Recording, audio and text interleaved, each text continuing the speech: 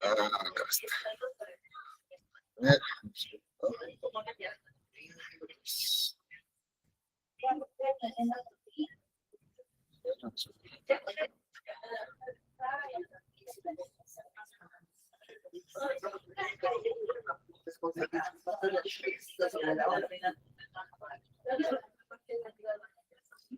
Estoy poniendo.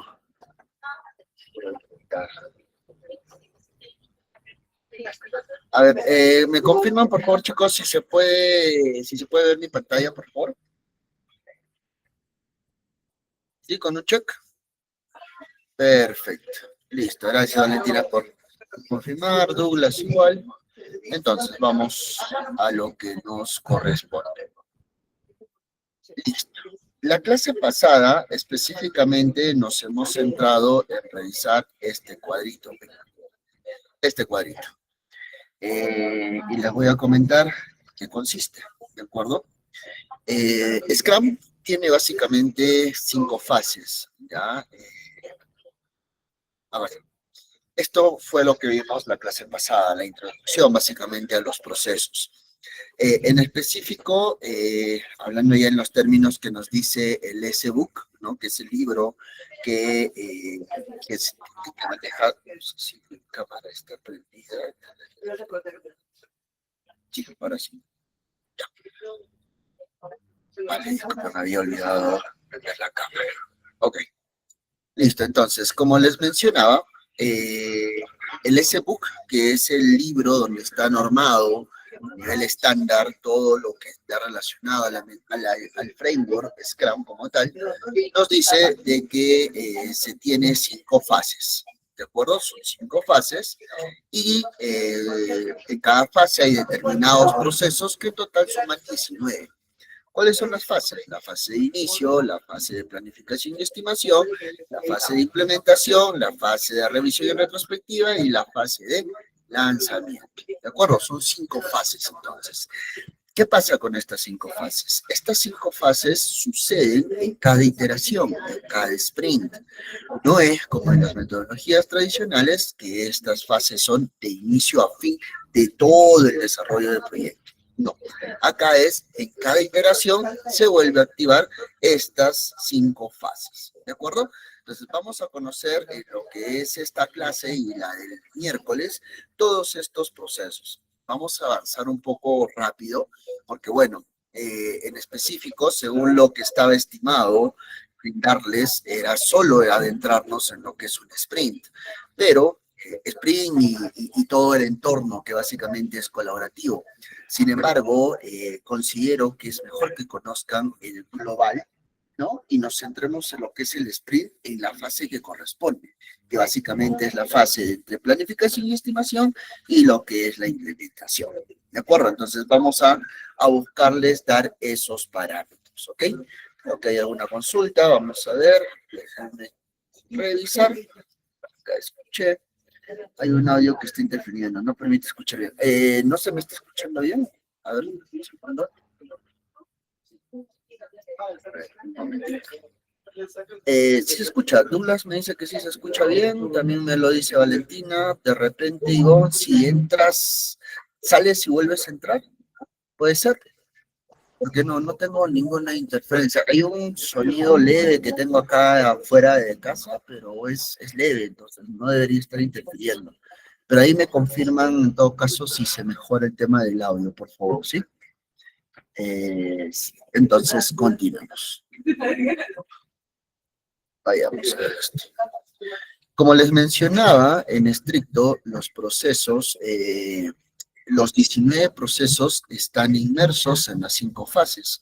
Acá pongo el tema del capítulo. ¿Por qué? Porque en el libro, ese book, ¿ya? Estas 5 fases se hablan desde el capítulo 8. El capítulo 8 tiene la fase de inicio, la 9 tiene planificación, la 10 implementación, la 11 revisión y retrospectiva y la 12 lanzamiento. Dentro de cada una de estas fases están los procesos. Acá figuran los seis procesos que están dentro de la fase de inicio. ¿Cuáles son las que ya vimos la clase anterior? Hemos visto el proceso de crear la visión del proyecto y también hemos visto el proceso de identificar al Scrum Master y al Stakeholder. Aquí nos hemos quedado. ¿Cuál sería la idea? La idea sería de que hoy podamos revisar los 4 procesos restantes de inicio, todo lo de planificación y estimación, y en la última clase revisemos las otras 3 fases con sus procesos correspondientes. ¿Okay? Un breve concepto rápido de lo que es crear la visión del proyecto, ¿ya? De repente voy a entrar a los slides que ya vimos anteriormente porque nos tomaría mucho tiempo, pero sí para que tengan al menos algún alcance inicial, ¿de acuerdo? Entonces, veamos, crear la visión del proyecto. La visión del proyecto básicamente, como deberíamos también conocer, una empresa, básicamente una organización, tiene su visión y su misión. La visión es básicamente de qué trata el proyecto, ¿no? ¿Qué quiere cumplir el proyecto? ¿Qué necesidad puntual quiere alcanzar el proyecto? Entonces, esta parte de la creación de la visión del proyecto es donde se ve reflejado este punto en particular. En conjunto, en los interesados del proyecto, arman o crean justamente esa visión. ¿De acuerdo? Luego viene la identificación del Scrum Master y de los stakeholders, ¿no? Acá vamos a poder identificar quién cumple los perfiles necesarios, ¿no? Para cubrir el rol o la responsabilidad de ser el Scrum Master y también los stakeholders. ¿De acuerdo? Los stakeholders, básicamente como por ejemplo el Product Owner, ¿no? Y quiénes van a ser los usuarios, ¿no? Entonces, ahí en esta fase es donde podemos identificar quiénes van a cumplir esos roles. Ahora viene lo que vamos a continuar, que es formar equipos Scrum. ¿De acuerdo? Voy a ir a la lámina correspondiente. Vamos acá, déjenme llegar hasta ahí, por favor. Acá está. Aquí es donde en específico nos quedamos, ¿no? Que esto ya viene a ser, permítanme, quiero ver esto, sí. Creo que estamos en línea con ello. Ah, sí, miren, mejor proyecto de una vez lo que corresponde a esta clase, ¿no? La clase 4. Listo. Estamos viendo el tercer proceso de la fase de inicio. ¿El proceso cuál es? Formar el equipo Scrum o el equipo de desarrollo. Recuerden, los 3 roles principales o los 3 roles centrales son el Product Owner, el Scrum Master y el equipo Scrum o equipo de desarrollo. ¿De acuerdo? Entonces, en este proceso vamos a formar el equipo de desarrollo. ¿Cuáles son las entradas? Para poder entender un poquito este cuadro, que seguramente lo vamos a ver a lo largo todavía de estas 2 clases, tenemos 3 bloques. Primero, este proceso, ¿qué entradas recibe? ¿De acuerdo? ¿Qué entradas recibe para poderse ejecutar? Ya teniendo esas entradas a lo largo del proceso como tal, vamos a utilizar ciertas herramientas para lograr el objetivo de este proceso. Y finalmente, este proceso, cuando se termine, va a generar ciertas salidas. Así es como se interpreta o se lee este cuadro, que lo van a ver también en el S-Book en muchas partes. ¿De acuerdo? Entonces, para atender lo que es formar el equipo Scrum, ¿qué recibe? Recibe quién es el Product Owner, quién es el Scrum Master, que esto ya está definido anteriormente, la declaración de la visión del proyecto, donde ya está creado cuál es la visión del proyecto, los requisitos macro de las personas que están interesadas en el proyecto, la disponibilidad y compromiso de las personas, importantísimo, ¿no? Sin esto no podemos avanzar el proyecto. La matriz de recurso organizacional, básicamente lo que es el organigrama de la empresa, ¿no? Como para saber quiénes cubren determinadas funciones dentro de la empresa. Matriz de las destrezas requeridas, es decir, como equipo Scrum, por ejemplo, si esto es un proyecto de desarrollo, quienes van a conformar el equipo Scrum tienen que tener algunas destrezas especializadas en lo que son desarrollos, ¿de acuerdo? Requerimientos de recursos, es decir, necesito un analista de riesgos, un analista de desarrollo en Visual Basic, un analista o un administrador de base de datos, un especialista en procesos, etcétera, ¿no? Ahí ya, y cada uno con sus respectivas capacidades, ¿no? De repente, el analista de procesos debe tener una certificación en lo que es mejora de procesos, con Lean Six Sigma, por ejemplo, ¿no? El administrador de base de datos debe tener certificación en lo que es Oracle o en lo que es SQL Server, dependiendo de la base de datos que se va a utilizar, ¿de acuerdo? Y por último, las recomendaciones del Scrum Guidance Buddy. Si recuerdan, el Scrum Guidance Buddy es un recurso no central, es un recurso opcional, que nos van a dar ciertos lineamientos del proyecto, por ejemplo, lineamientos regulatorios, lineamientos de seguridad, lineamientos ambientales u otros. Teniendo todo esto como entrada, yo puedo comenzar a formar el equipo Scrum. ¿Y mediante qué formas o mediante qué herramientas yo formo ese equipo? Primero, selección del equipo Scrum como tal, ¿no? De ahí básicamente es un tablero de control donde yo voy viendo por cada rol ya qué capacidades necesito de cada persona, ¿no? Y en la medida que yo tenga que entrevistar a personas o tenga que evaluar a personas, yo voy haciendo como un checklist de ciertas habilidades, ¿no? Asesoramiento de expertos en recursos humanos, o sea, acá las unidades de recursos humanos ya tienen muchas veces una base de datos de recursos, de especialistas, donde podemos ir a cubrir ciertas necesidades, ¿no? Costos del personal, tener actualizado, y acá es muy importante, ¿no? Si yo, por ejemplo, voy a gestionar un proyecto Scrum, ¿ya? Con recursos de mi propia empresa, ¿de acuerdo? Yo necesito saber en el mercado cuánto cuesta, por ejemplo, un Scrum Master, cuánto cuesta un especialista en desarrollo. Necesito saber cómo está el costo del personal en el mercado para yo poder hacer una asignación correcta, ¿no? Capacitación y costos de la capacitación propiamente. A veces, seguramente quienes han trabajado en proyectos van a encontrar de que es muy difícil que una persona de repente tenga todos los requerimientos o capacidades que buscamos. Entonces, ¿eso debería ser un limitante para formar mi equipo Scrum? No, porque de repente de las 10 capacidades y desarrollador tiene 8 y le faltan 2. Oye, ¿por qué no hacer una capacitación de 3 sesiones donde esta persona ya pueda tener las debidas capacidades para cumplir ese rol?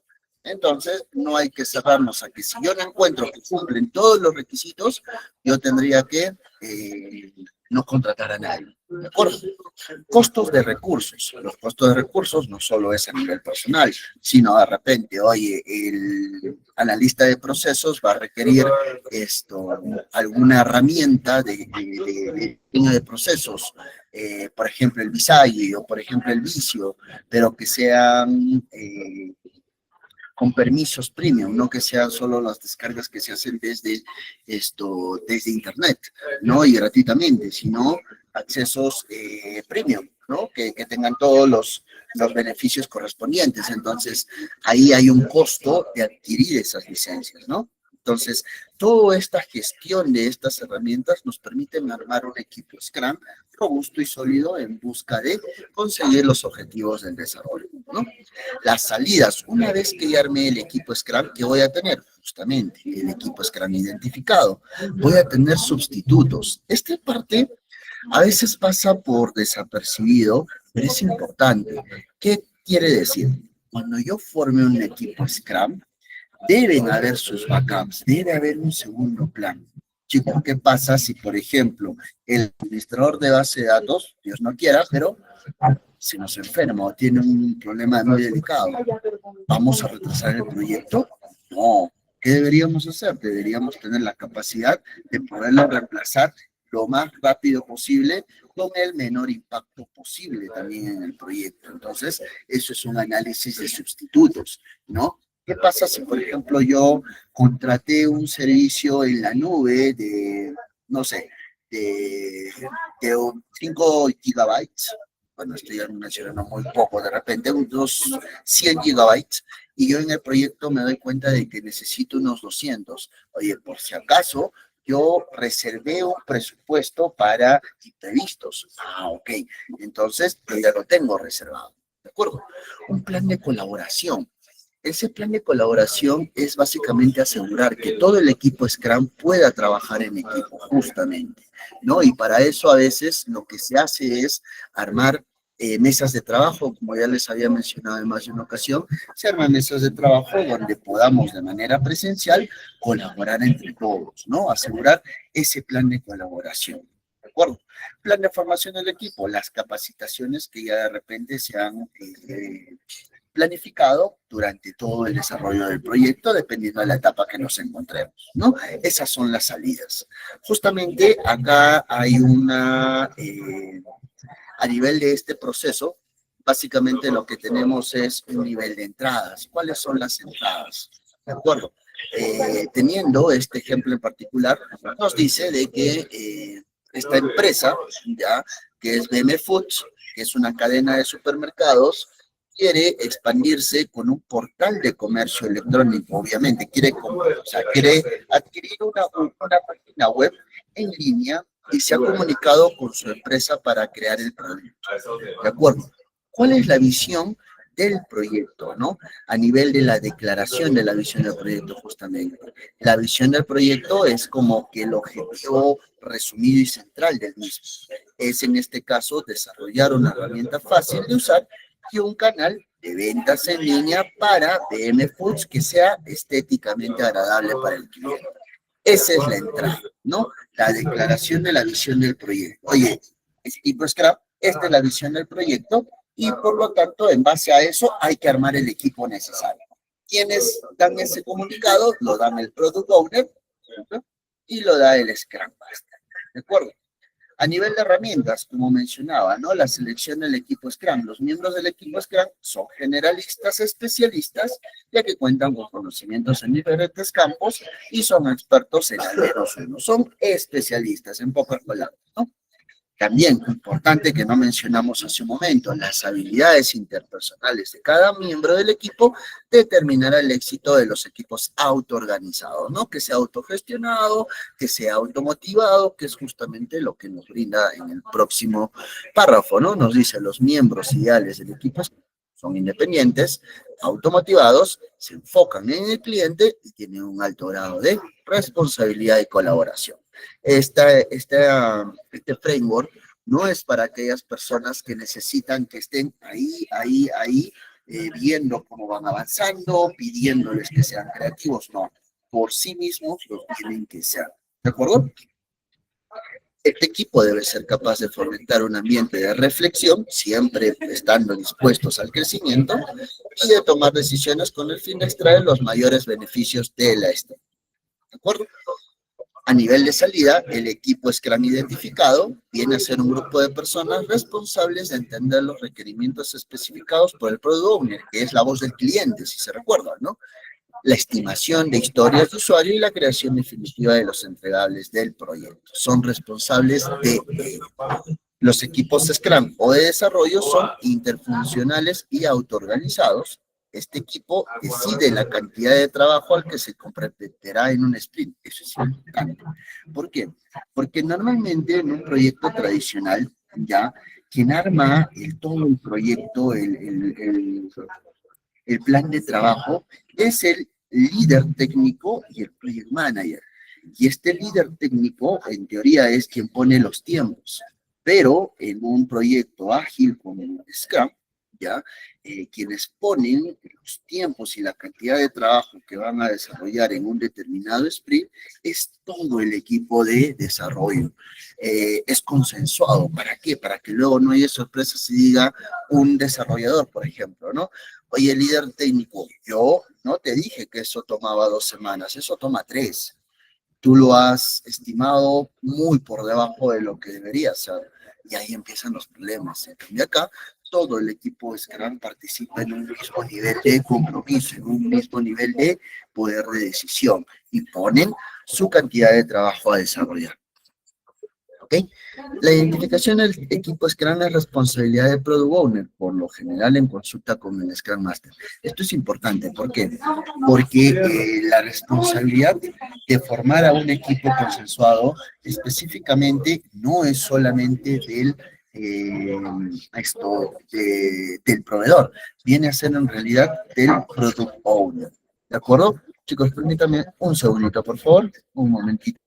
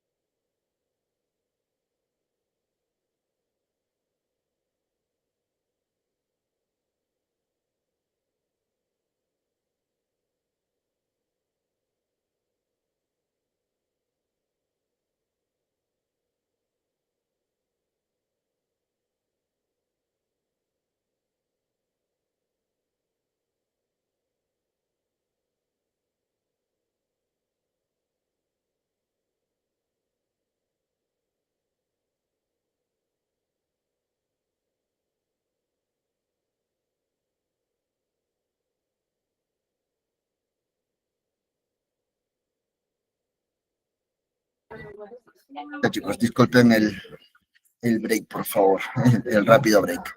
Listo, entonces, ¿qué concluimos de esta parte? Concluimos de que el equipo Scrum identificado, ¿no? Viene a ser un equipo autoorganizado y que es responsabilidad del Product Owner organizarlo, ¿no? Organizarlo con apoyo del Scrum Master por si existiese algún obstáculo en particular al momento de formarlo, ¿de acuerdo? Listo, eso viene a ser entonces el tercer proceso de la fase de inicio, que es el formar el equipo Scrum. Perfecto, sigamos. Vamos por el cuarto proceso, dentro del de inicio, la fase de inicio. Desarrollar éticas. Acá, atención al máximo. Los conceptos son fáciles, chicos. El tema son las terminologías que se utilizan.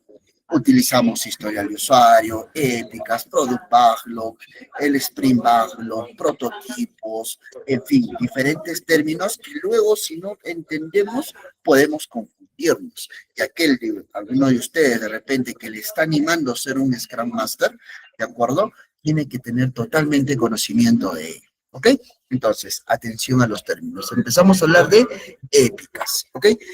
Veamos, como les mencioné en el proceso anterior, tenemos entradas, herramientas y salidas. ¿Ok? A nivel de entradas, ¿cuáles son? El equipo principal de Scrum, o sea, los tres roles, ¿no? Tienes el Scrum Master, tienes el Product Owner y tienes el equipo de desarrollo.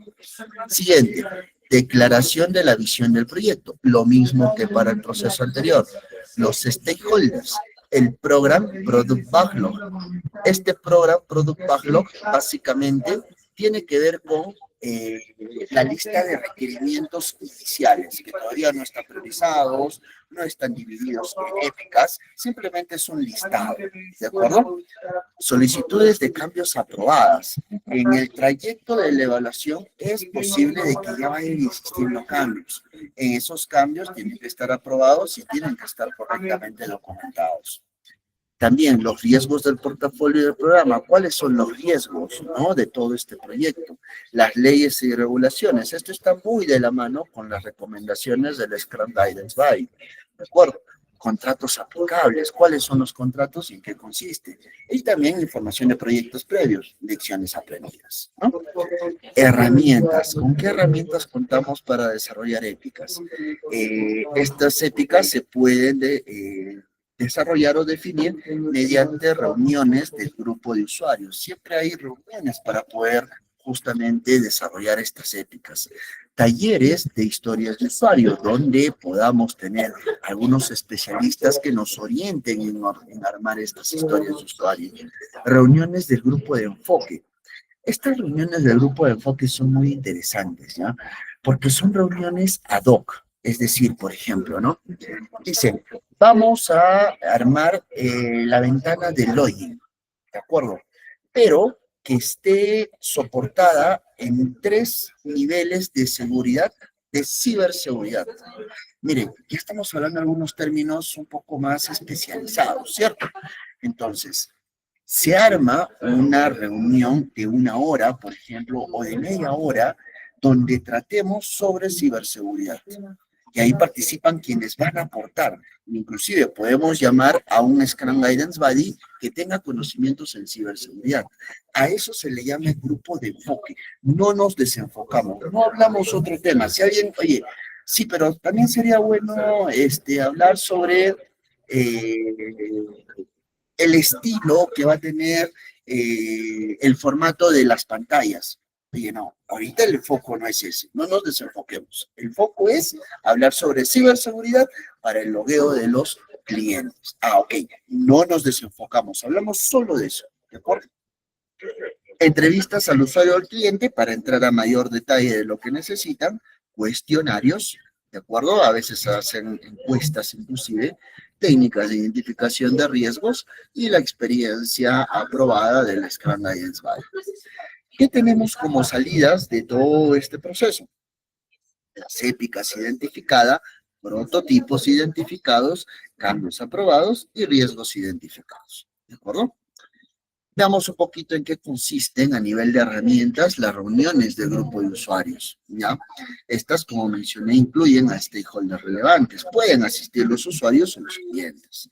Asimismo, brindan al equipo principal de Scrum. Recuerden, equipo principal de Scrum. A ver si están atentos, chicos. Equipo principal de Scrum. ¿Quiénes conforman el equipo principal de Scrum? ¿Quiénes ahí, por favor, me confirman? A ver, cuéntenme por el chat. Quienes conforman el equipo, acá lo voy a poner, equipo principal Scrum. ¿Quiénes conforman ese equipo? A ver, asesoría técnica me dice Product Owner, Scrum Master y desarrolladores. De acuerdo, ese término de desarrolladores lo podemos utilizar, pero si podemos tal vez hablar según lo que nos dice el SBOok, hablemos que es el equipo Scrum o el equipo de desarrollo, que no necesariamente son desarrolladores, chicos. Ya, por eso a veces la confusión. Desarrollador es todo aquel que programa normalmente, ¿no? Y acá no estamos hablando solo de programadores, estamos hablando de un analista de riesgos, de un analista de procesos, de un abogado, inclusive de repente es un proyecto para el área legal, ¿de acuerdo? Entonces, ahí cambiamos un poquito el término, equipo Scrum, o si no, equipo de desarrollo, ¿ok? Pero el resto estamos bien. Ese es el equipo principal de Scrum. Listo, sigamos. Vamos bien, entonces se ve que se está entendiendo, ay no, acá se ve que se está entendiendo el curso como tal. Listo, sigamos. Entonces, ¿qué más? Son de vital, o sea, estas reuniones son de vital importancia para evitar la falta de claridad sobre las expectativas y exigencias. En estas reuniones es donde se sincera expectativas. A veces hay usuarios que tienen como objetivo, por ejemplo, un Ferrari, ¿ya? Quieren un Ferrari, me estoy refiriendo a una marca de carro, ¿no? Que es de alta gama. Quieren un Ferrari. Pero oye, el presupuesto no es para un Ferrari, es para un, no sé, para un Kia del 2015. Entonces ahí acentuamos expectativas. Oye, ojo, yo no te puedo dar ello porque no es parte del alcance. Por lo tanto, desde el inicio yo ya le estoy diciendo, a esto apuntamos, a esto queremos llegar. ¿De acuerdo? Entonces, estas reuniones son muy importantes en la fase de inicio para no tener problemas hacia adelante. Y acá no solo se lo decimos al Product Owner, sino se lo decimos a los usuarios finales. ¿Ok? Asimismo, estas sesiones promueven un sentido de compromiso con el proyecto. Se hace conocer o se divulga la necesidad de contar con la mayor cantidad de participantes que aporten, no que disocien, sino que aporten, ¿correcto? Así como un entendimiento común entre el equipo principal del Scrum y los stakeholders. Acá un poco como que se va mencionando inclusive cuál va a ser la estrategia, la metodología a usar durante el proyecto. Inclusive, me ha tocado proyectos donde se les tiene que enseñar algo de Scrum a los usuarios para que ellos entiendan la diferencia. Me ha tocado muchos usuarios donde dicen, oye, pero normalmente a mí no me involucran en el proyecto, ustedes son los responsables, metodología tradicional, ¿no? Pero acá, tu usuario, tu product owner, son los principales bastones de este proyecto y me tienen que acompañar, necesitamos su acompañamiento. Y eso sobre todo se le tiene que hacer llegar ¿a quién? Al gerente, al jefe, al director de la unidad específica para que va a ser el producto final, para que ellos sean nuestro principal aliado y puedan hacia todo su equipo dar esa comunicación. ¿De acuerdo? Importante por ello. Sigamos. Las salidas, justamente acabamos de empezar a entender terminologías, ¿de acuerdo? Como salidas dijimos que vamos a tener épicas y vamos a tener prototipos. Entendamos qué son las épicas. Dice, las épicas se escriben en las etapas iniciales del proyecto, cuando la mayoría de historias de usuario son funcionalidades de alto nivel o descripciones de producto que están ampliamente definidas. Las épicas son historias de usuario grandes sin refinar en el backlog priorizado del producto. A ver, punto un ratito para poder entender este concepto, ¿de acuerdo? Las épicas, chicos, tienden a ser historias de usuario grandes, ¿no? Grandes, un nivel muy alto. Por ejemplo, crear el login del cliente. Ese es un historial de usuario. Esa es una épica, pero es grande, es a mucho nivel. En cambio, el siguiente nivel, ya que viene a ser, por ejemplo, priorizarlo, lo cual va a ir justamente al backlog priorizado del producto, ya va a ser una historia de usuario hecha y derecha, porque ya tiene todo el detalle correspondiente.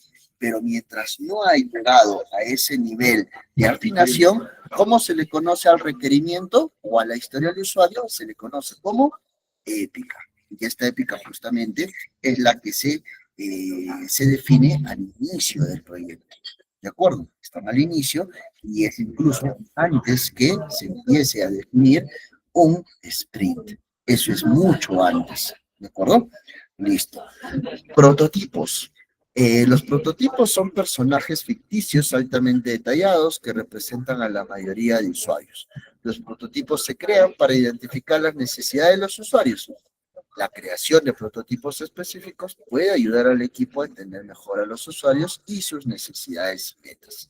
Basado en un prototipo, el Product Owner puede priorizar de manera más efectiva las funciones para crear el backlog priorizado del producto. ¿Qué quiere decir esto? Miren, vamos a hacer un ejemplo justamente partiendo de la épica. La épica nos dice, quiero crear el login a mi página web para el cliente. Perfecto. El equipo de desarrollo o el equipo Scrum toma esa épica y dice, mira, ¿me puedes dar más detalle al Product Owner, a los usuarios? ¿Me pueden dar más detalle de ese requerimiento? Pero es lo único que tenemos. Queremos que el usuario, el cliente, se loguee. No tenemos más necesidad. Ok, listo. Entonces, ¿qué hace el equipo de desarrollo? Adapta ese, mejor dicho, toma ese requerimiento, toma esa épica, que no está muy afinada, y dice, te voy a crear un prototipo, ¿no? Le muestro ahí cómo se va a mostrar. De repente se va a mostrar en una pantallita pequeñita, en toda la pantalla. Los campos van a ser usuario contraseña y de repente detrás hay cómo identificar que alguien no sea robot. No, o sea, todo el detalle correspondiente para que el usuario me diga, oye, sí, yo quiero de los 3 prototipos, quiero A, pero aumentale esta partecita del prototipo B. Lo quiero de esa manera.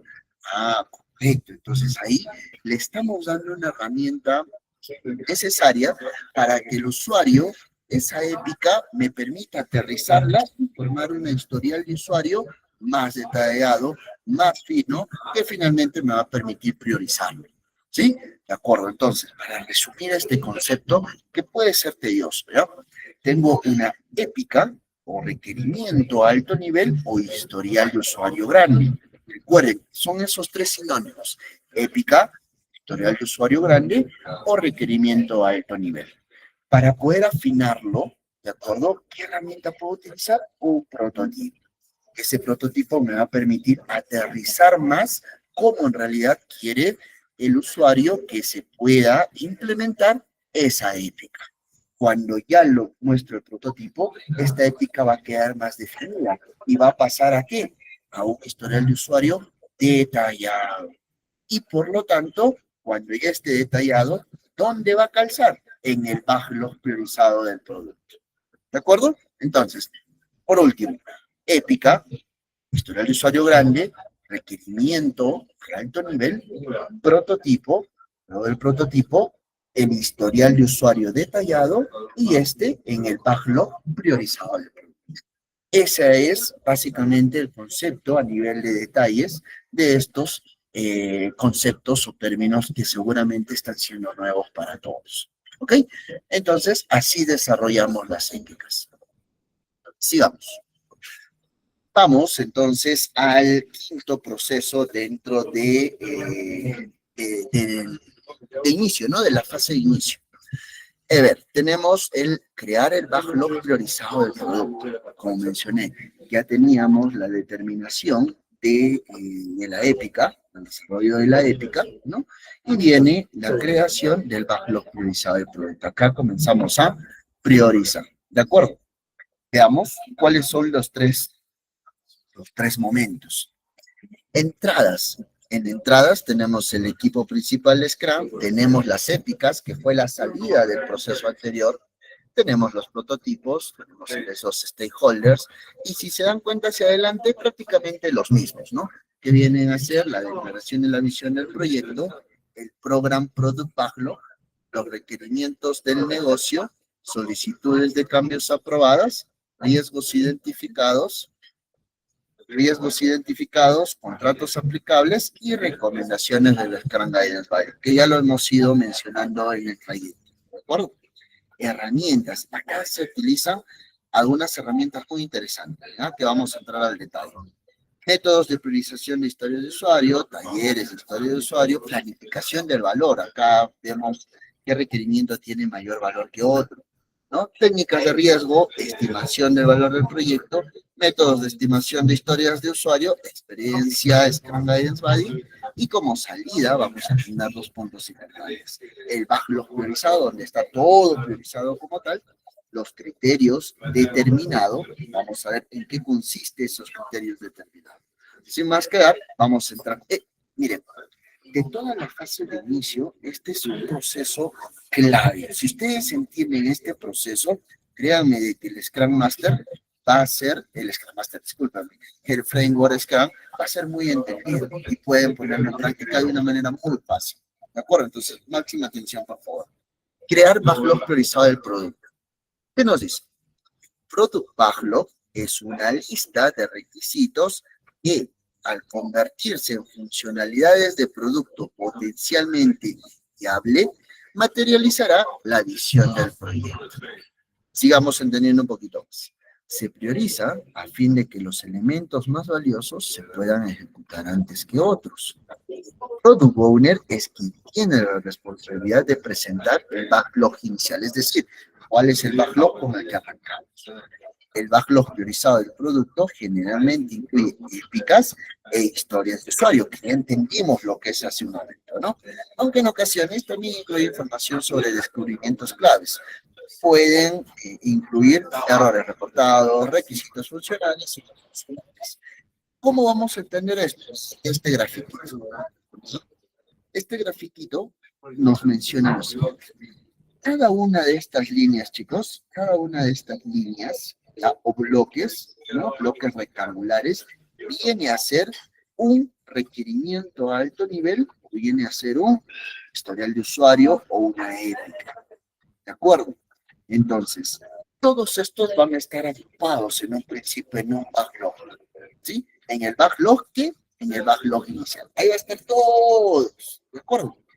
Entonces, ¿qué vamos a empezar a hacer en esta fase? Vamos a empezar a priorizarlo de menor a mayor prioridad. ¿De acuerdo? Normalmente, Quienes tienen poca prioridad se dejan a un nivel muy grande de detalle. No hay mucho detalle, no es muy fino. ¿Por qué? Porque no, ahorita que estoy empezando el proyecto, no veo la necesidad de afinarlo más. Pero los que vienen a ser de alto nivel, llegan a ser tan finos y tan definidos que justamente por eso son prioritarios, porque yo necesito tener el mayor conocimiento posible para que esto se pueda ejecutar con la mayor prioridad posible. ¿De acuerdo? Entonces, el tamaño de cada épica me va a orientar hacia la priorización que tiene mi desarrollo. Mientras más pequeño sea el grosor de entendimiento, es porque está muy fino, por lo tanto es muy priorizado. ¿De acuerdo? Entonces, empezamos a qué hacer con todo esto una vez que está todo priorizado. Empezamos a generar entregables o release. Acá, si se dan cuenta, tenemos 3 release. Estos 3 release, ¿qué quieren ser? ¿Qué quieren decir?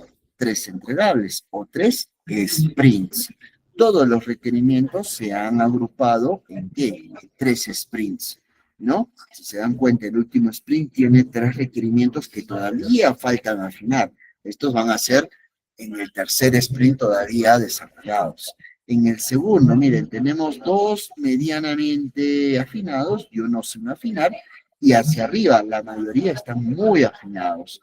Solo hay 2 que están a medio afinar porque todavía necesitamos entender qué salen de los primeros para afinarlos. Pero tienen igual nivel de prioridad, por eso están en el primer grupo. ¿Sí? Entonces, ese es el objetivo, chicos. Necesito priorizar todo lo que está en el Product Backlog de menor a mayor prioridad para que después, según necesidad, pueda yo agruparlos y generar los sprints correspondientes con sus entregables respectivos. ¿De acuerdo? Listo. Hasta acá, chicos, cuéntenme, por favor, ¿todo claro? ¿Alguna consulta en particular, tal vez? Un segundo. Si está todo claro, por favor, regálenme un check, ¿sí? Me regalan un check si todo está claro hasta acá, por favor. Si hay alguna pregunta, también, por favor, no duden en incluirlo acá por el chat. A ver, ¿quiénes nos están acompañando? Asesoría técnica, Antonio Aguilar, Brander, Daisy, Diana Douglas, el Tigre, Guillermo, Giancarlo, Jimmy, José, Josué, María, Semi Ingeniería. Cuéntenme, ¿hasta acá todo bien? Sí, sí está todo bien, regálame un chat, por favor. De repente hay alguna consulta, algún término que no se ha entendido. Chicos, cuéntame para poder en todo caso afinar algunos conceptos. Ok, ok, listo. Bueno, sigamos. Gracias, José, por responder a la pregunta. Daisy, asesoría técnica, muchas gracias. Listo, sigamos entonces. Un paréntesis, chicos, ¿ya? Cuando yo he estudiado gestión de proyectos tanto en la universidad como en algunos diplomados, en principio, cuando todavía no ponía en práctica o no estaba inmerso en un proyecto, le voy a ser bien sincero, a mi perspectiva, ¿ya? Me parecía muy aburrido. ¿Por qué? Porque todo era conceptual. Todo era conceptual y la verdad que yo decía, ay, bueno, entre comillas, o sea, ¿qué hago con esto? ¿No? Recién empecé a entender y me empezó a motivar y fue ahí donde me orienté mi gusto hacia la gestión de proyectos, sean tradicionales o ágiles, pero a la gestión de proyectos como tal, cuando ya estuve en un proyecto. Entonces, una recomendación, por más que ahora estemos haciendo todo el tema conceptual, tomen todo lo necesario para justamente anotar, identificar palabras, nuevos conceptos, nuevos conocimientos, para si aún no han estado inmersos en un proyecto, cuando llegue el momento, no se sorprendan, los agarre preparados, al menos conceptualmente, ¿sí? Porque a veces, hoy en día, y créanme, en una mesa de trabajo, de la nada hay personas que empiezan a hablar términos de agilidad. Si ustedes no están con la mente entendiendo esos términos, van a estar perdidos y no van a poder aportar. Pero la idea, si ahora todavía no han estado, no están en un proyecto, es que ustedes anoten y agarren todo el conocimiento necesario para cuando llegue el momento oportuno. ¿Ok? Y además, como les mencioné, chicos, esto lo pueden aplicar para la vida. ¿Por qué? Ustedes miran cómo aplico esto para la vida, profe. Estás hablando rocas, tal vez como se dice coloquialmente, ¿no? Es la siguiente manera, chicos. A veces, pónganse un ejemplo, ¿no? Toda persona tiene N problemas, N situaciones, ¿correcto? Entonces, ¿qué se busca? Se busca priorizarlos, chicos. Se busca priorizarlos, porque nadie es una máquina como para solucionarlos todos de la noche a la mañana. A veces ahí viene cómo nos abrumamos las personas, ¿no? Estamos tan estresados, el estrés, ¿qué viene a ser? El estrés es la carga, la acumulación de temas sin resolver. Eso es el estrés, la acumulación o la carga de temas sin resolver. Entonces, si yo no quiero estar estresado, empiezo a resolver cosas. No todo, no lo voy a lograr así. Empiezo a resolver cosas poco a poco. ¿Cuáles son las que tienen mayor prioridad? De repente, mi priorización se basa a las que me generan mayor problema, a las que me generan mayor gasto, a las que me generan mayor dependencia de poder jalar o contaminar otros problemas. No lo sé, pero la idea es poder irlos solucionando. Oye, ya, de los 10 problemas que tengo en mi vida, ya, 3 los voy a solucionar en los 2 siguientes meses. Esos van a ser mi primer release. Listo, empiezo a indagar cómo lo voy a resolver. Chicos, nunca busquen resolver todo hoy mismo, porque ahí viene el estrés. Y cuando viene el estrés, vienen los problemas personales que uno comienza a tener, ya sea para sí mismo o para con quienes compartimos el día a día. ¿Sí? Entonces, esto sirve para ponerlo en práctica también en nuestras vidas personales, chicos. Sigamos. Ahí viene lo interesante. A ver, métodos de priorización de las épicas o historiales de usuario que son a nivel macro, ¿no? O grandes. Acá hablamos sobre el famoso esquema de priorización Moscú, ¿ya? Moscú. Y básicamente lo que rescata son las consonantes de esta palabra. La M, la S, la C, la W, ¿ya? Son términos que básicamente descienden de significados en inglés. Por ejemplo, la M, ¿qué dice? Es muy prioritario, ¿por qué? Porque dice debe tener, o sea, es necesario que lo tenga. O sea, esto no puedo dejarlo de lado. Y en inglés, ¿qué quiere decir? Must have, ¿no? Es must have. Es decir, me genera una gran priorización. Es un must have. La S de should have, debería tener. Debería, pero no es tan, o sea, no es esencial que lo tenga. ¿Sí? Son un segundo nivel de priorización. Should have. Luego viene un tercer nivel, que es el could have. Podría tener. ¿Cuál es la diferencia entre un debería y podría? El debería tiene un nivel mayor de necesidad que el podría. El podría, bueno, podría, ¿no? Debería, o sea, ideal que lo tenga. El otro, o sea, el debería está más pegado a lo que sí debería tener justamente, y el podría es a lo que, bueno, que no tenga, ¿no? Está más ligado hacia abajo. Justamente por eso viene el cuarto nivel. No tendrá, o sea, que no tenga.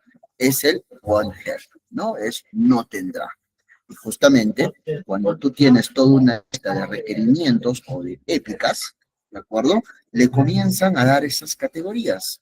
Empezamos épica por épica y decimos, ¿cómo lo calificamos? Con la M, la S, la C, con la W. Y se trabaja normalmente con posits. O sea, hacemos un listado de requerimientos y se tiene un tablero donde está la M, la S, la C y la W. Y por colorcitos se le coloca a cada uno de estos y se le va cubriendo, ¿no? Por ejemplo, ¿no? En este de acá, agarramos este de acá y decimos, esta es la épica 1 y lo ubicamos en la columna del más head. Épica 10 es un full head, ¿ok? Selecciono este colorcito y le pongo épica 10, ¿no? Y lo ubico donde corresponde. Así es como yo voy a poder tener un primer nivel de priorización, utilizando el famoso Moscú, ¿ok? Eso es una primera herramienta. Una segunda herramienta, que sinceramente esta herramienta es cuando no hay consenso. Ya se le llama comparación por pares, o lo llamado en inglés pair comparisons. ¿Sí? ¿Qué consiste? Cada historia de usuario se toma en forma individual y se compara con otras en la lista para decidir cuál es más importante. Normalmente esto es un segundo paso, cuando dentro de este nivel yo quiero poner, por ejemplo, este de acá primero que este de acá, o este de acá más bien lo paso al otro. Entonces, ¿qué hago? Agarro este requerimiento, lo comparo con este que está en su mismo nivel y digo, ¿cuál de los dos es más prioritario? Ah, ya, ok. Este acá es más prioritario, lo pongo al primero. Ahora ese lo comparo con el tercero, lo comparo con el cuarto y hago comparaciones. Agarro entre uno y uno para tener un orden en particular. Importante algo que no se ha mencionado hasta ahora. En esto participa todo el equipo principal de roles, es decir, Product Owner, el Scrum Master y el equipo de desarrollo. ¿Quiénes tienen mayor participación? El Product Owner y el equipo de desarrollo. El Scrum Master participa como un destrabador de ideas, es como quien, por decir, ¿no? Oye, no están consensuando a este nivel. Ya, señores, yo les oriento. Para poder tener algún tipo de definición final, vamos a utilizar la comparación por pares. Vamos a agarrar una versus otra y ahí vemos de manera jerárquica cuál pesa más que otro. Bueno, eso hace el Scrum Master. Como es el que es más especialista en el Scrum, identifica qué metodología me puede servir o qué herramienta me puede servir para llegar a un nivel de priorización, digamos, coordinada por todos. ¿De acuerdo? Listo. Acá hay otra herramienta, y se me ha bajado los píxeles acá en la herramienta, pero igual se los voy a enseñar. Hay otra herramienta que se le llama el método de los 100 puntos, ¿de acuerdo? Este es un método, sobre todo, que fue descubierto por un equipo que trabajaba en el Wall Street a nivel de la bolsa de valores. Ya siempre apuntaban a qué clientes llamar para obtener la mayor ventaja posible en las acciones que puedan obtener. Y les daban un puntaje de 100 puntos. ¿Cómo funciona? ¿No? Nos dice otorgar 100 puntos al cliente al final de que los pueda utilizar para votar por las características que consideren más importantes. El objetivo es dar más peso a las historias de usuario que son de mayor prioridad. Al finalizar el proceso de votación, la priorización se determina calculando el total de puntos asignado a cada historia de usuario. Que tal vez no se nota bien esto, pero se los voy a explicar. En esta primera columna se ponen todas las épicas, ¿de acuerdo? O funcionalidades, todas las épicas o historiales de usuario grandes, o funcionalidades. En la parte de las columnas se colocan a todos los participantes que van a dar una votación, ¿no? Acá, por ejemplo, está el representante del marketing, está el gestor del área de TI, y está la cabeza de negocio, ¿no? El country head, por decirlo así. Entonces, cada uno de ellos tiene que dar un voto, ¿ya? Dentro de todos los requerimientos que va a dar. Por ejemplo, acá hay 4, ¿cierto? Acá si se van al Marketing Representative, sus 100 puntos que se le ha entregado lo ha distribuido en los 4. ¿Qué dice? El primero tiene 30, el segundo 20, el tercero 25, el cuarto 25. Total, si son, por ejemplo, 100, ¿ya? Esos 100 se tienen que distribuir, esos 100 requerimientos se tienen que distribuir los 100 puntos. Tiene que ser, por lo tanto, muy responsable al momento de darle una puntuación a cada uno de estos.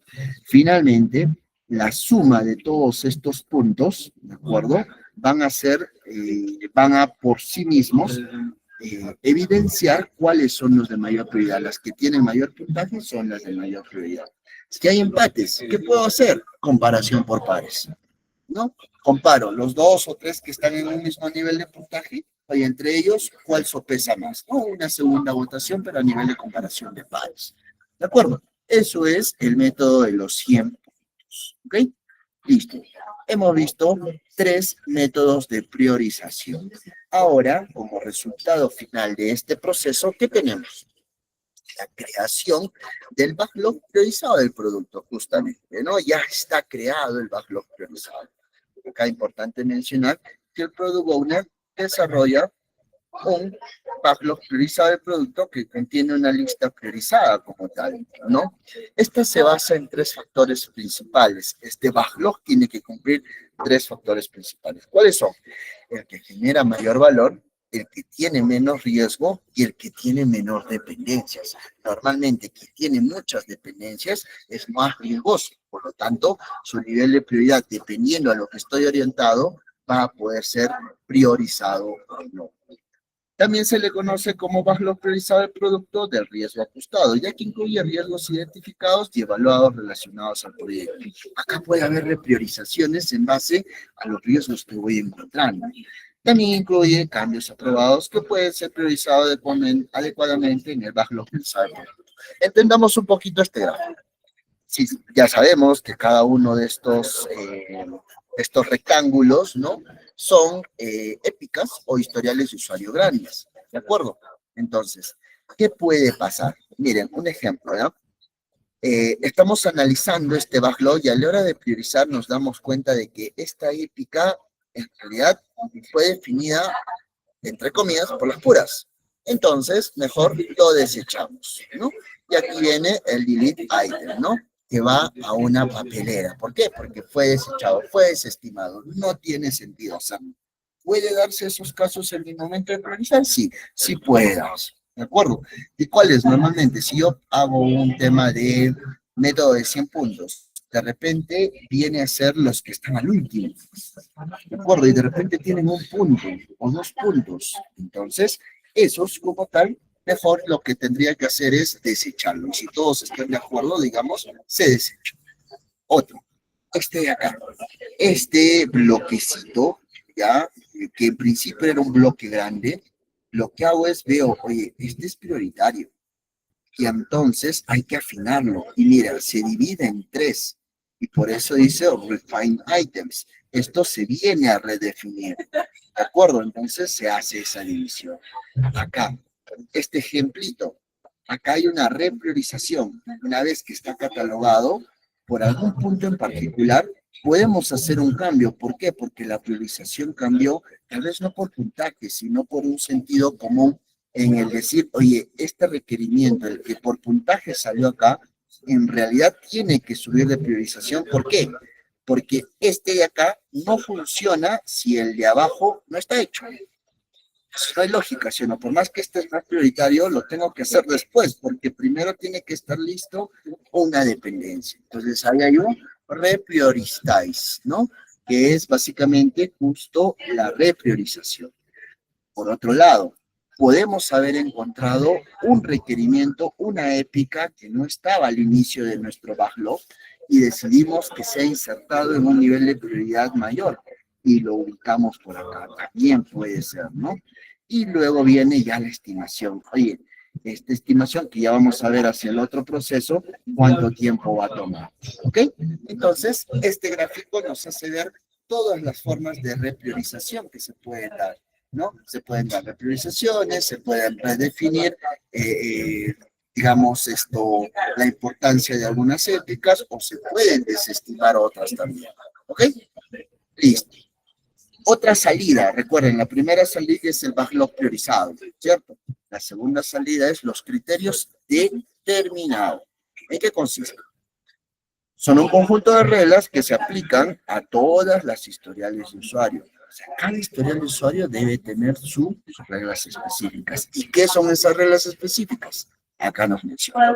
Es importante contar con una definición clara, determinado, ya que elimina la ambigüedad de los requisitos y ayuda a que el equipo se apegue a las normas obligatorias de calidad. Es decir, cuando les mencioné en la primera clase lo que era la calidad, recuerden que les dije que es lo mínimo indispensable que un producto tiene que cumplir en el momento que lo he definido. Si esos criterios no se cumplen, el producto deja de ser de calidad. ¿De acuerdo? Entonces, los criterios determinados justamente me definen todas las cosas indispensables que debería tener ese requerimiento, ese historial de usuario para ser aprobado. Cosa que si no lo tiene cuando termine el desarrollo, pues no está terminado. ¿Ok? Una historia de usuario se considera terminada cuando se demuestra al Product Owner y es aprobada por este. Quien aprueba eh, el cierre, el término de la creación o la atención en la historia de usuario es el Product Owner. Importante, ¿eh? Ese es el rol que tiene esa responsabilidad, ¿no? Y es quien juzga con base a los criterios determinados. Obviamente, tiene el producto terminado, tiene que abrir los criterios determinados y en base a esto tiene que juzgar o criticar o dar su punto de vista o confirmación a lo que se está entregando. ¿De acuerdo? Mientras los criterios de aceptación son únicos para el historial de usuario individuales, los criterios determinados son una serie de reglas aplicables a todas las historias de usuario en un determinado sprint. Importante entender la diferencia entre criterios determinados y criterios de aceptación. Criterios de aceptación básicamente son únicos por cada historial de usuario. ¿De acuerdo? En cambio, los criterios determinados son una serie de reglas que se aplican a todas las historias de usuario. Un ejemplo en particular. ¿De acuerdo? Un criterio determinado es, por ejemplo, de que la ejecución de un botón, cuando yo pongo ejecutar un botón, le doy clic en el botón, siempre tiene que tomar máximo 5 segundos o un segundo.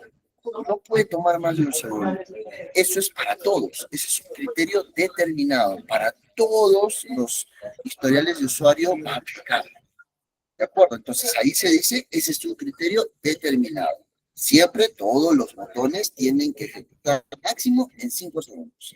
Pasa esos 5 segundos, cualquier requerimiento, cualquier botón, deja de ser aceptado a nivel determinado. Un criterio de aceptación. Básicamente, ¿no? Apuntando al crear la pantalla de login, ¿no? El login, digamos, tiene que aceptar que la contraseña pueda tener mínimo 8 caracteres. Entonces, si es que yo estoy haciendo pruebas y finalmente no cumple ese historial de usuario, esa validación, ese historial de usuario deja de ser aceptado. Pero estamos apuntando a solo esa historial de usuario, no es general. ¿De acuerdo? Diferencia. Criterio de aceptación apunta a un historial de usuario único. Criterio determinado aplica para todos los historiales de usuario. Esa es la gran diferencia. ¿De acuerdo? Listo. Sigamos. Vamos al último proceso de la fase de inicio, que es realizar la planificación del lanzamiento, es decir, cuando ya termine el entregable, ¿cierto? El lanzamiento es cuando ya termine el entregable y yo procedo a continuar con el siguiente sprint, ¿no? ¿Cierto? Primero, a nivel de entrada, ¿qué tenemos? Prácticamente lo mismo, ¿ya? En todo este proceso de inicio se tienen casi las mismas entradas. ¿Cuáles son? Tenemos que tener al equipo de desarrollo, los stakeholders, la declaración de la visión, el backlog priorizado del producto que viene del proceso anterior, los criterios determinados, el Program Product Owner, el Program Scrum Master, el programa del Product Backlog, los requerimientos del negocio. Ah, importante, miren, calendario de fiestas, de días festivos. ¿Por qué? Porque muchas veces cuando se va a lanzar a producción un sistema, se tiene que asegurar que sea más bien en días festivos. ¿Para qué? Para no afectar la producción de los usuarios, porque los usuarios de inicio a fin muchas veces en los días laborables están utilizando diferentes ambientes en los sistemas. Entonces, los pases a producción ya muchas veces se programan para realizarlos en días festivos, un sábado, un domingo, un feriado, etcétera, ¿sí? Y por último, como siempre, las recomendaciones del Scrum Guidance by. Herramientas. Para poder realizar esto, muchas veces se utilizan sesiones de planificación de lanzamiento con determinados métodos de priorización, pero ¿de qué? Solo de lanzamiento. ¿Qué vamos a tener como salida, chicos? Vamos a tener un cronograma de planificación, vamos a tener la duración del sprint. Es por eso que les decía, acá empieza y termina el sprint, ¿no? Entonces, no servía mucho hablar solo de sprint si antes no entendíamos todos los procesos que están detrás para llegar a entender ese concepto de sprint. También tenemos los clientes meta para el lanzamiento, es decir, a quienes vamos a beneficiar con ese entregable, ¿no? Y por último, el backlog priorizado del producto regional. Veamos un poquito de detalles. A ver, realizar la planificación del lanzamiento. El equipo de desarrollo trabaja en la creación de un cronograma de planificación de lanzamiento. Chicos, a veces decimos, ¿no? Oye, yo ya terminé el desarrollo, ya está. No. Miren, ahorita, justo en estos momentos, yo estoy en un proyecto un poco complicado donde estamos entrampados en el pase a producción. ¿Por qué? Porque están saliendo muchos errores que antes no salían en la etapa de desarrollo. ¿Y eso por qué ha sido? Ya, autocrítica, autoaprendizaje. Eso fue porque no armamos un cronograma de planificación detallado para el lanzamiento. Incluso este proceso no solo es importante para los proyectos Scrum, chicos, es importante para los proyectos tradicionales. ¿Por qué? Porque mientras con anticipación yo arme un cronograma, arma los requisitos para cuando voy a entregar un producto, yo me voy a asegurar de que cuando llegue ese momento no tenga nada que me sorprenda y me retrase ese pase de producción. Así que es importante entender cuál es ese cronograma, cuáles son los requisitos en ese proceso. El cronograma de planificación de lanzamiento indica cuáles entregables deben ser entregados justamente al cliente, así como los intervalos planificados y las fechas. Ahí dices, ¿qué voy a entregar? ¿A quiénes le voy a entregar? ¿Cuándo lo voy a entregar? ¿Sí? En este proceso también se establece la duración del sprint. Obvio, ¿no? Cuando voy a entregar es cuando termine el sprint. Cuando voy a iniciar es cuando inicia el sprint. Ahí ya estoy armando mi sprint. Cuando yo lanzo mi planificación justamente de lanzamiento, valga la redundancia, ¿no? Estoy dando a conocer empíricamente cuánto va a durar un sprint, ¿no? Que es desde la fecha de inicio hasta la fecha de entrega. Eso es lo que dura un sprint, ¿de acuerdo? Cada sprint debe tener como resultado una funcionalidad potencialmente viable. Esto es un MVP, ¿de acuerdo? Sin embargo, la fecha en la que el entregable del sprint debe ser presentado al stakeholder se define en el cronograma de planificación de lanzamiento. Importante. ¿Okay? Veamos algunas herramientas, ¿no? Las sesiones de planificación de lanzamiento, ¿no? Estas se llevan a cabo para desarrollar un plan de lanzamiento, ¿no? Hacemos como que un proyecto, ¿no? Project o en Jira, etcétera, donde justamente se pueda realizar este ejercicio. Dicho plan define cuándo las distintas series de funcionalidades útiles serán esperadas.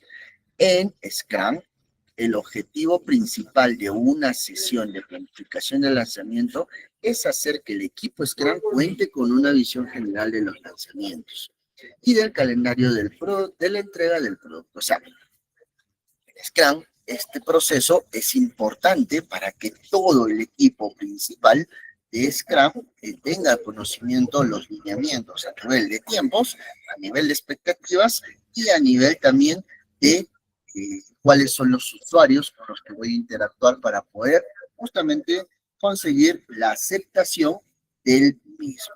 ¿Ok?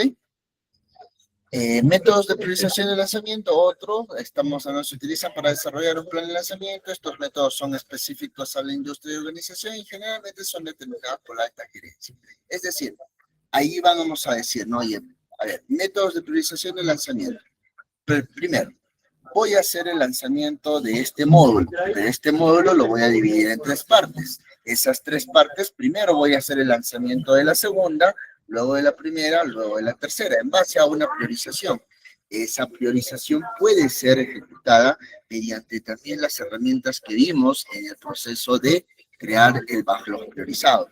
Puede ser mediante la comparación de pares, puede ser mediante el famoso Moscú, puede ser mediante los 100 puntos. Puedo hacerlo de la misma manera. ¿Okay? Miren, una foto básicamente de lo que es conseguir un cronograma de planificación de lanzamiento, ¿no? Acá tenemos, por ejemplo, ¿no? Empieza el proyecto básicamente a inicios de enero de 2018. Bueno, es una foto un poquito antigua, pero igual nos da luces de cómo funciona. Si se dan cuenta, el sprint 1 toma ¿cuánto? Un mes. El sprint 2, otro mes. Cada sprint dura un mes. Entonces, ¿qué puedo hacer acá? Acá yo puedo agrupar varios sprints para armar un entregable. Esto es importante. No siempre quiere decir que el término de un sprint es un entregable. Puede ser que no. Puede ser que recién en 3 sprints yo doy un entregable, como acá. ¿Ve? Entonces, eso ya es negociación y hacer algo consensuado con el cliente, ¿no? Oye, los 3 primeros sprints no van a tener entregables, pero al final del tercero ya te presento un release más robusto, ¿no? Cada 3 meses te voy a presentar un release o un entregable. No necesariamente, nuevamente, cada sprint presenta un entregable, sino es de manera consensuada. ¿Por qué? Hay proyectos donde en un solo sprint es muy difícil entregar un entregable, valga la redundancia, pero siempre debemos apuntar a que sí sea. Pero si no se puede, podremos agrupar sprints para dar release. Los release son entregables, ¿de acuerdo? Por eso acá está el release 1.0 y el release 2.0, ¿de acuerdo? Acá viene otra salida, la duración del sprint. ¿Ya? ¿Qué nos dice la duración del sprint? El Product Owner y el equipo Scrum deciden la duración del sprint, ¿correcto? Una vez terminada la duración del sprint, generalmente permanece igual durante el proyecto. Es decir, si al inicio yo dije que cada sprint va a tomar 4 semanas, todos los sprints deben tomar 4 semanas. Tenemos que hacer todo lo necesario para que estén agrupados los backlogs que duren 4 semanas. No podemos pasar, ¿ok? A principio del proyecto se puede seguir dando la experimentación para encontrar la mejor duración del sprint. Si más adelante en el proyecto hay un cambio en la duración del mismo, normalmente significa que se puede reducir debido a mejoras en el entorno. Eso sí puede ser posible, chicos, ¿ya? Pueden sufrir cambios que mejoren los tiempos, pero no que empeoren. Si es que el sprint, que en principio dijimos toma un mes, va a tomar ahora un mes y medio, ese es un riesgo muy grande para el proyecto. Pero si, por ejemplo, por optimización de recursos, ahora toma 3 semanas, ese es un muy buen indicador. ¿De acuerdo? No quiere decir que todos los sprints hacia adelante también tienen que tomar ello. No, sino que esa semana que yo estoy ahorrando, lo puedo utilizar para gestiones del cambio muy complicadas que no tengo tiempo de dónde sacar. Entonces, hay tiempos que puedo yo. ¿De acuerdo? Un sprint puede tener un time box de 1 a 6 semanas. ¿Recuerdan lo que era time box? Son bloques de tiempos, ¿no? Definidos. Normalmente un sprint es un time box. ¿Ok? Si los requisitos del proyecto son generalmente estables y no se esperan cambios a corto plazo, la duración del sprint puede ser más prolongada, es decir, de 4 a 6 semanas, ¿no? O sea, eso es cuando tenemos requisitos estables y no van a cambiar. O sea, podemos tomarnos un tiempo, digamos, más o menos de un mes a mes y medio para poderlos trabajar. Pero si estos no están bien definidos o si se esperan cambios considerables a mediano plazo, la duración del sprint puede ser relativamente corta. ¿Por qué? Porque se hace un mayor control. Mientras algo no está bien definido, hacemos un mayor control y por lo tanto los sprints toman mucho menor tiempo. ¿Por qué? Porque si lo dejamos por mucho tiempo abierto y estamos desarrollando bajo una incertidumbre, el grado de incertidumbre justamente del producto final es mayor. No voy a saber si finalmente estoy construyendo algo que genera valor. Puede ser que no, chicos.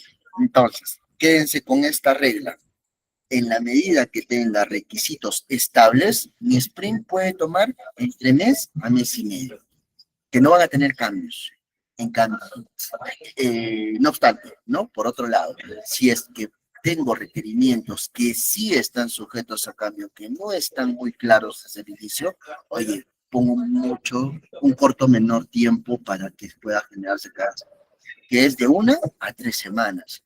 Están muchos proyectos donde hay sprints de 1 semana, chicos, 1 semana, porque casi no hay nada establecido. Entonces armo pequeños time box de trabajo para que podamos afinar esos requerimientos, ¿sí? Para lograr los máximos beneficios de un proyecto Scrum, se recomienda mantener el sprint con un time loss de 4 semanas. Este es el estándar. En todo proyecto deberíamos apuntar a tener 4 semanas por sprint. Eso es lo probadamente exitoso que se tiene al usar el Scrum. Si tú tienes 4 semanas de duración por sprint, quiere decir de que el éxito puede ser orientado de un mejor, alcanzado con mayor certeza. ¿Ok? Listo. Entonces, esos son los 3 temas principales para poder generar un sprint. Ahora vamos a pasar ya al siguiente proceso. Antes de eso, chicos, ¿alguna pregunta? Ya hemos cerrado el primer proceso, ¿no? Que es el proceso de inicio. ¿Alguna pregunta? Si está todo claro hasta acá, por favor, regálenme un check. ¿Sí? ¿Todo claro? ¿Alguna consulta? Cuéntenme, por favor, ¿todo claro? Magili, Douglas, José. Perfecto. Qué bueno que esté todo claro. Recuerden, si es que hay alguna pregunta, no duden en hacerla por el chat, ¿sí? Si tienen tal vez algún caso en particular que contarme, algún proyecto que quisieran. Una vez tuve una consulta muy buena, ¿ya? Estaba en clase y un chico me hizo la pregunta: profesor, yo estoy ahorita llevando este proyecto y está en un método tradicional. Me habló sobre el proyecto y me dijo, ¿cómo yo podría transformarlo en ese momento a un Scrum? Y ahí la pregunta era tácita en lo siguiente, ¿no? Profe, si yo estoy llevando un proyecto tradicional, en el trayecto justamente, ¿puedo volverlo a una metodología o algún framework ágil? La respuesta es sí. Sí se puede, pero mientras más cerca esté al tiempo fin de mi proyecto tradicional, más difícil es, pero no es imposible. Sí se puede, chicos. Sé que nadie me lo ha preguntado ahora, pero la respuesta es sí. ¿Puede darse que algún sprint no se termine o se cancele? Buena pregunta, asesoría técnica. Sí, sí se puede dar. Y justamente no sé si recuerdan la primera clase, hablamos sobre lo que es un proyecto. ¿Ya? Un proyecto es un esfuerzo temporal de trabajo. Este esfuerzo temporal de trabajo puede darse también como término cuando no se cumplen ciertas condiciones, ¿no? Una de las condiciones que un proyecto no funcione es cuando existe más de un sprint cancelado, más de un sprint no terminado, porque eso es un mensaje de que lo que hemos estimado, lo que hemos planificado, no está bien. Por lo tanto, muchas veces las empresas toman la decisión de cerrar el proyecto. Pero, ¿cuál es el mínimo nivel de sprints que yo podría desestimar o cancelar en un proyecto que no signifique de que el proyecto en total va a terminar? Máximo, chico, 2. 2 sprints. Si ustedes ya tienen un sprint que fue cancelado, terminado, ¿por qué? Porque de repente un personal clave de mi equipo para ese sprint le pasó algo y no tuve un backup, no tuve un sustituto, ¿no? Se canceló. Vamos a pasar al segundo sprint, ¿ya? Pero ese sprint requiere del primero, entonces rehacemos el primer sprint. Ok, hicimos el primer sprint, salió con el nuevo personal. Pasamos al segundo sprint. Entonces, es ya más riesgoso de que ese de repente tenga éxito. Más probable, chicos, y eso sí se los digo. Si un sprint se cancela, más probable es que el segundo no te vaya bien. ¿Ya? Es muy difícil que te vaya bien, pero puede ser que no, que sí te vaya bien, depende de cómo lo gestiones. Pero si ya hay 2 sprints que no te funcionaron, ya, sinceramente, comienza a pensar de que el proyecto se va a cancelar.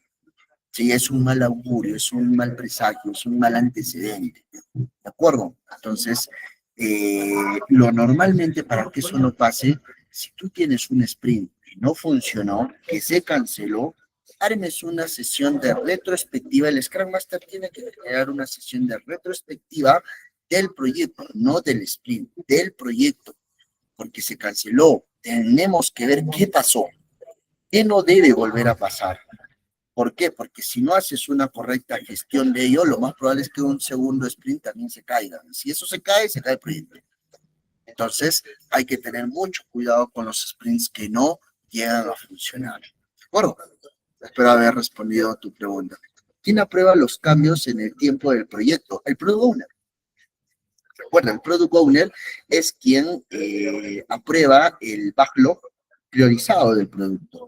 ¿Qué tiene el backlog priorizado del producto? Tiene las épicas y cada épica tiene sus tiempos, ¿sí? Por ejemplo, lo que normalmente hace el Scrum Master es decirle al Product Owner, ¿no? Oye, vamos a asegurar de que cada sprint tenga 4 semanas. Listo, entonces yo para poder, Product Owner, soy el Product Owner, para poder aprobar, ya, aprobar cuánto tiempo, cuántas épicas van a ser parte de ese primer sprint, tengo que decir, primer épica, 3 días, segunda épica, 2 días, ya tengo 5 días, tercera épica, 5 días, ya tengo 10 días, ¿de acuerdo? Cuarta épica, 5 días más, ya tengo 15 días. Quinta épica, 5 días más, ya tengo 20 días, ya es un mes prácticamente. Entonces ahí el Product Owner debe decir, ahí lo cierro. Hasta ahí, por favor, sea el primer sprint. Entonces, quien aprueba los tiempos, ojo, el proyecto se arma en base a los tiempos de un sprint.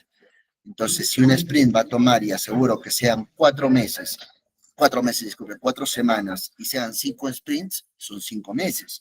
Entonces, quien hace esa aprobación es el Product Owner. El Scrum Master no participa de ninguna aprobación ni para solicitarla. Hay que acá, nuevamente, como dije, nos quitamos el sombrerito de jefe de proyectos. Somos líderes serviciales, ya no somos jefes de proyectos, somos líderes serviciales. Ayudamos a que si algo, por ejemplo, no está consensuado, ayudamos mediante herramientas a que se llegue a un consenso. ¿De acuerdo? Pero quien aprueba es el Product Owner. Ahora, ¿hay aprobaciones, profe, que de repente son difíciles tomar decisiones? Sí. Cuando eso pasa, el Product Owner alza la mano, lo escala, ¿hacia quién?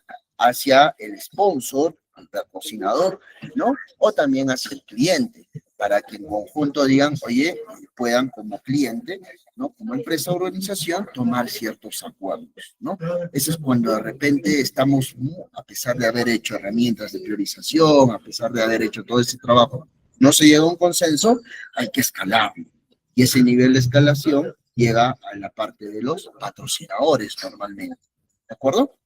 Va por ese lado asesoría técnica. Listo, a ver, continuamos los 5 últimos minutos que nos quedan. ¿Ya? A ver, voy por acá. Vamos, como mencioné, al segundo proceso, ¿no? Que es el de planificación y estimación. ¿Ok? Acá vamos a ver como primer proceso crear historiales de usuario. ¿De acuerdo? Como en los otros procesos, tenemos entradas, herramientas y salidas. ¿Qué recibimos como entrada? Normalmente recibimos todo lo que se ha venido realizando en el proceso de inicio, en los 6 procesos de la fase de inicio. ¿Cuáles son? Equipo principal Scrum, el backlog priorizado del producto, los criterios determinados, los prototipos, stakeholders, épicas, requerimientos, leyes y regulaciones, que normalmente lo menciona el Scrum Guidance Body, y los contratos aplicables. Herramientas. ¿Cuáles son las herramientas? La experiencia en la redacción de historial de usuarios. Es importante que se tenga expertos en general de historial de usuario, porque deben ser lo más concisos posibles para no tener mucha documentación, pero que a pesar de ser conciso, es detallado. Esa es la clave, chicos. ¿Ya? Ahí hay que ser muy especialista. Hoy en día, por ejemplo, está de moda la inteligencia artificial, ¿no? Por ejemplo, el ChatGPT. ¿El ChatGPT qué recibe? Recibe prompts. No sé si ustedes saben, prompt es una instrucción que se le da al aplicativo de inteligencia artificial.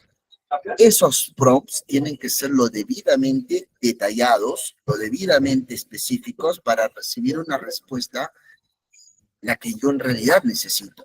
Es lo mismo. Acá, quien va a redactar los historiales de usuario tiene que tener una experiencia muy alta para hacer esta tarea.